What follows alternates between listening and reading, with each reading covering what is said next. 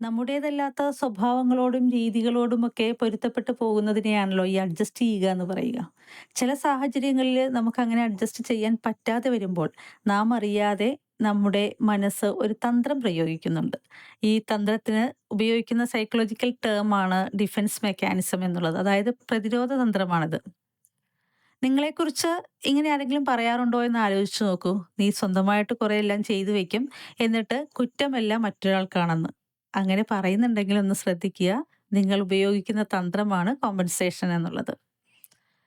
ഇതുകൊണ്ട് എന്താ പ്രശ്നം എന്ന് വെച്ചാല്, നമുക്ക് തടിയൂരി എന്ന് നമുക്ക് സ്വന്തമായിട്ട് തോന്നും. പക്ഷേ ആളുകൾക്കിടയില്, മറ്റുള്ളവർക്കിടയില് ഒക്കെ നമ്മളെക്കുറിച്ച് ഒരു മോശമായ ഇമേജ് ഉണ്ടാക്കിയെടുക്കുകയും, അതുമൂലം നല്ല ബന്ധങ്ങൾക്ക് തകരാറ് സംഭവിക്കാൻ കാരണമാവുകയും ചെയ്യും. നല്ല ഫ്രണ്ട്സ് നഷ്ടപ്പെടും.